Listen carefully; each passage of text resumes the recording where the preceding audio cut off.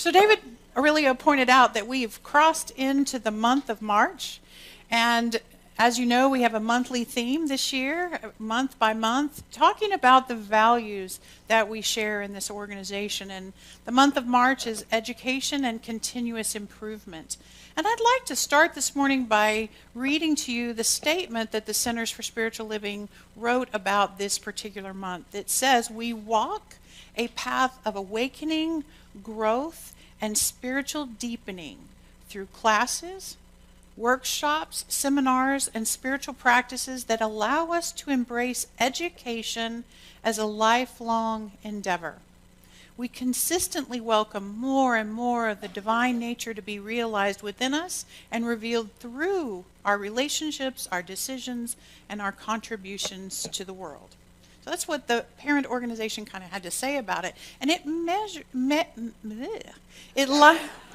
lines up perfectly with our value-based intention statement that says this: "Through the teaching of divine truth, SLCA guides all along their spiritual journey and transforms lives." So we're committed to the idea that we are always learning. And I don't know about you, but the current state of things in our country has really awakened me on so many levels.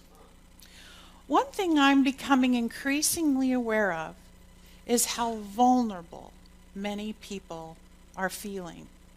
And that vulnerability seems to spill out into almost every conversation. Is that true for you too? It seems to be my experience that this vulnerability just kind of bubbles up. You know, everyone is talking about the change that's happening all around us. And here's what I know: whenever anything changes in life, we're vulnerable. And boy, are things changing, and boy, do we not like being vulnerable. You know, we don't like feelings of being unsafe or unwanted, unvalued, or unseen. Because when we're unseen, we can kind of get stepped on. And that's that vulnerability. And so what do you do when you're feeling vulnerable? Brene Brown wrote our book of the month this month. It's called Daring Greatly. I highly recommend it if you've never read it. I'm pretty sure the bookstore has it. And she talks a lot about vulnerability. And what she says is that if you're like most Americans, when you're feeling vulnerable, you numb it. And we have a lot of ways to numb, don't we? We can shop, we can eat, we can drink, we can self-medicate through lots of things, including drugs. We can even binge watch Orange is the New Black or Game of Thrones, or you pick your poison, but you can numb, right? But more and more, right now, I'm becoming aware that people instead are coming together to find in community their voice, to make more empowered choices, and to be with like-minded people. And yes, that's happening in political communities and in those communities that have that social justice mindset, but in communities of all sorts. And here this morning, you're at SLCA with other people who are seeking yet another way to step through feelings of vulnerability. We come here to spiritual community to see if there is a higher perspective, to see if there's some kind of spiritual truth or spiritual principle or that can kind of help us make sense of what's going on around us in our lives. And we come here together to be reminded of our spiritual identity and our power to create something better in our lives, but also to be reminded that God is bigger than any effect, any circumstance, any situation, any conversation that's happening. God is bigger, and God is within us. That's what we come here to remember. Your highest self, your soul called you to be in this community this morning. Our talk title this morning is Reachable and Teachable. And by the mere fact that you're here today, I know that you're reachable.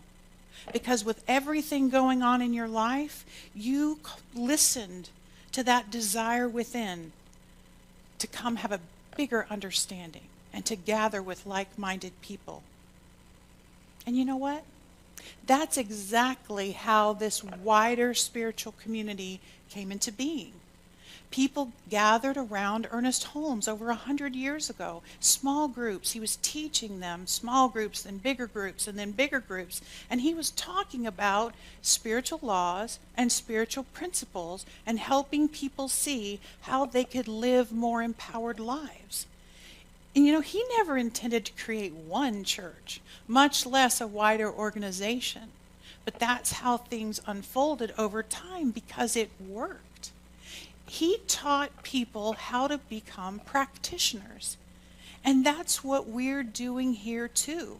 We're encouraging you to become practitioners, meaning someone who practices what they learn here.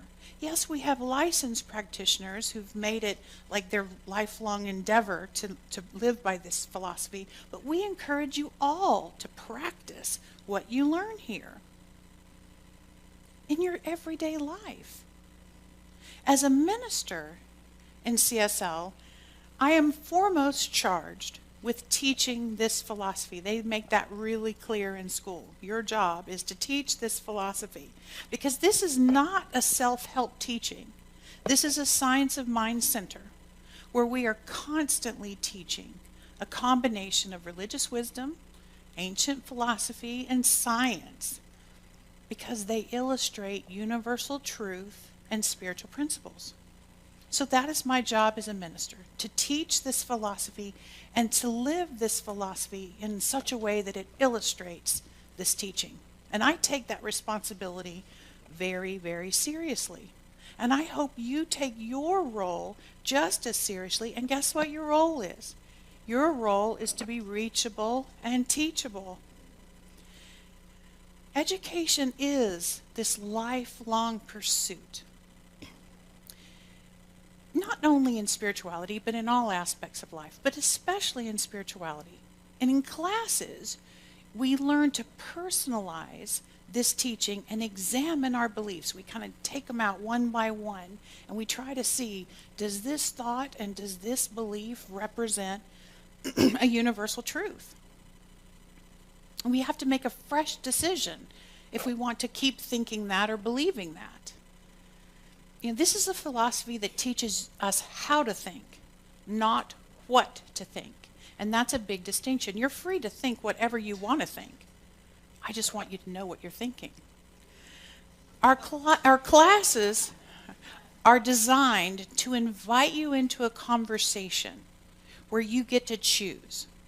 Are you going to be willing to suspend your own beliefs and try on something new and different? Because if you do, perhaps you can come to a different meaning behind the old belief that you held. In class, we learn to consider whether or not our thoughts are based on any kind of truth, much less divine truth or spiritual truth. And here's the truth. What we're primarily doing is unlearning what we have been taught before and learning to shift our understanding of God and our relationship to God. We're learning to suspend this belief that most of us were taught in childhood that God is some old man up on a cloud just willy-nilly kind of directing our lives with will. And I think we're bringing that understanding that God is something more personal than that. God is an identity that we have.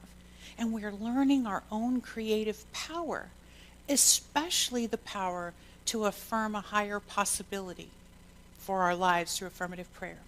Now, I remember coming to this teaching and being encouraged to have what someone called beginner's mind. Sure, you've heard that phrase, beginner's mind. But what does that mean?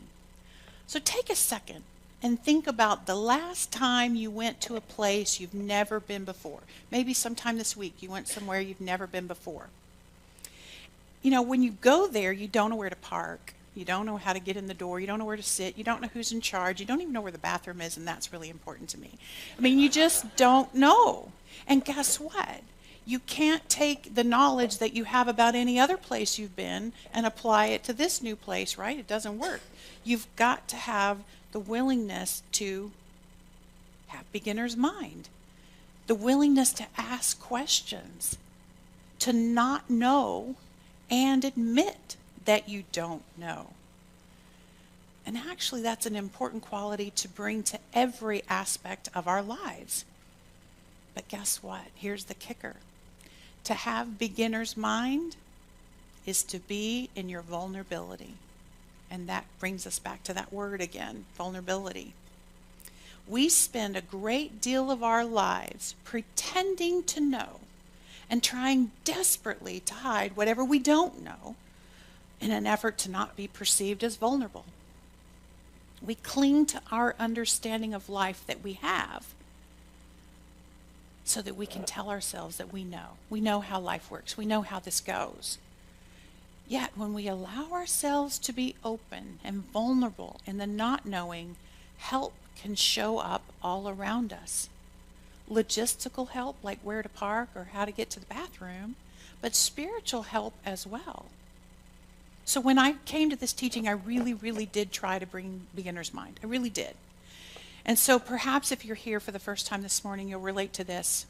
When I was new here, I'd been praying for 40 years, almost 40 years when I came to this teaching. I had been having a relationship with God and praying. And so I thought I knew how to pray. And then at the end of what they called prayer, all of a sudden everybody in the whole room said something I'd never heard before, all at the same time. And so it is. And I was like, what? Is that it? Is that the end? When are they going to say amen? Because I don't know when to open my eyes if they haven't said amen. But everybody else is opening their eyes, so I guess it's time. You're laughing because you had that feeling too. And so I decided that I knew best. I knew how to pray. So when everybody else was saying, and so it is, I was just going to silently say amen to myself because that was the end of my prayer. I knew best. I'd been praying for 40 years. You forgot that part. But slowly, I began to ask the question, what does that mean? And when the teacher explained to me that we have the power to affirm something in our life and we can declare it as so, then we say, and so it is. Well, that made sense. So then I stopped, and every now and then I still say amen, but don't hold that against me. But that's kind of how I've gone about learning all this stuff. You know, I run into something that I was taught earlier, or a decision that I made about how life works, and I know this is how life works because I have had an experience with it, and this is how it works. And so I have this moment where I cling to what I already know about whatever it is we're discussing.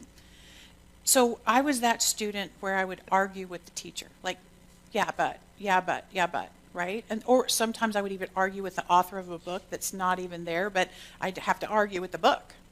Or sometimes with Spirit itself, because I was so unwilling to relinquish my understanding of something. Wait a minute. I thought I had this figured out.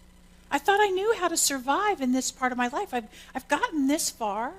I don't want to let go of that belief because it's worked so far. But the more I learned to understand about the new concept or the new spiritual law that I'd never thought about before, my grip on the familiar would begin to loosen, and I would allow myself to be reachable and teachable. And I have to admit, on some topics that was much easier than others, right? It was hard to release my grip on ideas that had kept me safe. But in order to truly open ourselves to something new, and thus something greater than we have ever known, we also must be reachable and teachable. It's very easy to sit in our lives and just keep cranking out the same old beliefs that we've been holding on to for years, just never letting a new voice in the room, right? Totally resistant considering a point of view might be valid other than the one that I'm holding. But things might have shifted since the last time you looked, right? So I asked, where might I be more open to newness and change in my own life? What does it take for me to listen to perspectives other than my own? How can I learn to try on a new thought or a new truth and actually live it? So Ernest Holmes talks about this a little bit in the Science of Mind textbook on page 423. This is what he says. The practice of truth, there's that word again, the practice of truth is personal to each. And in the long run, no one can live our life for us. To each is given what he needs, and the gifts of heaven come alike to all. How shall we use these gifts is all that matters. To hold one's thought steadfastly to the constructive, to that which endures, and to the truth may not be easy in a rapidly changing world like the one we have right now, but to the one who makes the attempt, much is guaranteed. He goes on to encourage us to recognize that behind each of us is the one eternal mind, and that we can access that eternal one mind for inspiration and revelation. And we know that the law just sits and waits to obey whatever inspiration, whatever revelation we have from that one mind. The law waits to obey it. And there is great transformation available to us if we're ready to learn new things and try life on the basis of new thoughts. So I had an interesting conversation not too long ago in an unexpected situation and with unexpected people. And this story illustrates the concept of being reachable and teachable and the breakthrough that can happen in a single conversation.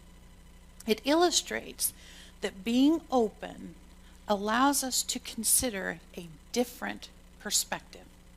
So not too long ago, I was on a very long flight from Atlanta to Seattle. And I flew in my career a lot. I flew a lot. And so on this particular flight, I was sitting in business class, and there were 2 empty seats beside me.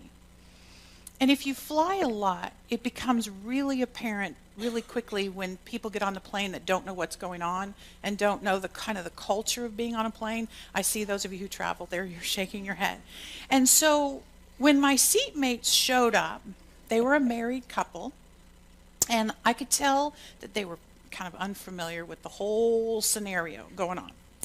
And when they got in, we take off and they just start fiddling with everything. They're trying to make the screens work. They're touching all the buttons. And I'm, okay, I'm an extrovert. I'm a very friendly person, but on a plane, I become a different animal. So I typically just put my headphones on. I'm watching my movie. Don't really want to talk to anyone at all. So the other thing is I have this kind heart, this open heart. And so I'm watching them fiddle and fuss and whatever. I finally take my headphones off and I'm like, can I help you? They're like, could you help us make our screens work? And that started it. So they start talking to me. To me, yes. Forget the movie. The movie was history. So they start talking to me, and they wanted to know why did they have to pay extra for these seats and all these kinds of things. And so I started answering their questions, and somehow they asked, why was I flying to Seattle? My mom lives in Seattle, and I was going for an extended visit. Wow, how can you miss work for so long and all that kind of stuff? And I'm like, somehow it came out that I was a minister. Okay? Now, the minute they heard the word minister, they made assumptions. Okay, they're from rural Alabama. They were married, and they assumed, number one, they assumed I was straight, and number two, they assumed I was a Christian, which was fine. That was fine. But their first questions they asked, once they were aware of as a minister, was all about y'all. They said, what does your church think about having a woman for a minister? And what does God think about that? So I told them y'all were fine. We were all fine. And that God could speak through anyone and teach through anyone. And so I didn't feel like God had a problem with the fact that I was a woman. So I thought I was off the hook. No, no, no, no. So the next topic that came up was gay marriage. Okay, so now I knew that if I came out to them, the door would be slammed shut. I knew it, and so I didn't. I just felt like I could answer their questions, and I explained that I felt like love was love, and that that I believe that God honored all forms of love because God is love, and wouldn't they agree that God is love? And so they agreed with that, and that had them going in their minds for a little bit. But then we got to the humdinger. The best part of the conversation was about school prayer. And so they asked me, the man asked me specifically, he said, well, surely as a minister, you're appalled that we no longer have prayer in schools. And you should want that. And I said, well, let me ask you a question. I said, tell me more. Tell me more about what you wish that prayer in schools would be for. And he said, I just wish that the baseball coach could gather the boys around and pray for safety during the game and maybe for a win, but mostly for safety. And wouldn't I agree with that? And I said, let me think about that. I said, would they support if there was a Muslim baseball coach, if he asked the boys to bow to Mecca when they prayed? And their eyes just kind of flew open. And they said, of course they would be opposed to that because the players would be uncomfortable. They wouldn't know how to pray that way, and that would be really uncomfortable. And I said, yeah, I agree. I agree they would be uncomfortable. And I said, I also don't want the Muslim ball players to be uncomfortable being asked to pray a Christian prayer because they're unfamiliar with that. And the man's eyes flew open, and he said, wow, I never thought of that. And you know what? I believed him. I believed that he had never considered actually any of those topics from anyone's perspective other than his own. I believed him. I really did. But on that plane and in that moment, they were reachable and teachable. As we disembarked, I knew that I had made an indelible mark on their hearts. And they actually said they had wished we had started talking earlier in the flight. I'm personally glad I got my little bit of my movie in. But I tell you that story simply to illustrate that beginner's mind was available in that couple. And it started with their questions about the screens and asking for help, putting themselves in a position saying, we're vulnerable, we don't know how this works.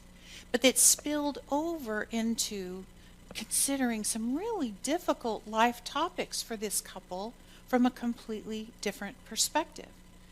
But here's the deal. That conversation was just as much for me as it was for them. I was also reachable and teachable on that plane. I was willing to be vulnerable in that conversation and learn from them. My heart had to be open as well. I had to do what Reverend David talked about last week. I had to actively listen. I had to be willing to meet them where they were in their understanding. And every viewpoint is valid. Every viewpoint that you are listening to right now in our world is valid to the point, from the viewpoint of the person that has it. But are you willing to listen? Because what I believe is that when we give spirit an opening, when we approach life from a place of being reachable, when we surrender to the vulnerability that we feel and ask for help, we create a space of being teachable. When we open our minds to a new thought or a new idea, something wonderful can happen. Because whenever we open ourselves up to that, a teacher shows up. You know, you've heard the saying, when the student is ready, the teacher will come. The teacher can certainly show up on a cross-country flight, but the teacher can also show up as a friend, as a minister, as something coming through the television or the radio or a meme on Facebook. The teacher can show up because Spirit can use anything and anyone to answer the questions that we ask. But we first have to ask, help me understand. I don't know. Help me understand. Or say to another person, teach me how you feel about it. Teach me how you view it this way. And then listen. The science of mind is one of the greatest teachings of all time. The only requirement to enter into this transformational philosophy is the willingness to be reachable and teachable. You can have the life you truly desire through the understanding and embodiment of this teaching, no matter how vulnerable you may feel in your life. So take that vulnerability that you're feeling and be reachable and teachable. Open yourself up to other people's viewpoints because they're all valid on some level. I challenge you to use whatever vulnerability you're feeling to move you forward and to inspire a willingness to gather with others of all walks of life and to learn. So today I would like to close with a scripture from the Bible. Romans 12:2. Paul writes, "Do not be conformed to this world, but be transformed by the renewing of your mind. Then you will be able to discern what is the good, pleasing, and perfect will of God." And what I know is that the good, pleasing, and perfect will of God is love. And when we open ourselves up to that, miracles can happen. And so it is. Hi, I'm David Alt, and I simply want to say thanks. Thanks for taking the time to watch our broadcast here at Spiritual Living Center of Atlanta. We have a vision, and that vision is to reawaken all to their spiritual magnificence. And one of the ways that we are able to do that is through this very medium of broadcasting. So if you got anything out of this, if you felt in any way inspired, or if something spoke to you directly, then I extend an invitation to you to become a part of our family by donating. And there are many ways in order for you to be able to do that. One is to simply go to our website at slca.com, and there you will find all different kinds of prompts that will help you support what it is that we are doing here in Atlanta. One way is to become a pledger. That means that you decide on a monthly basis that you are going to help us with this vision. Another way is to donate through our management system called Fellowship One, another through PayPal, and another even easier way is on your cell phone. You can do what's called text to tithe, and that number is 404-796-7030. Again, thank you so much for your support, and I invite you to come back weekly to see what it is that we're up to.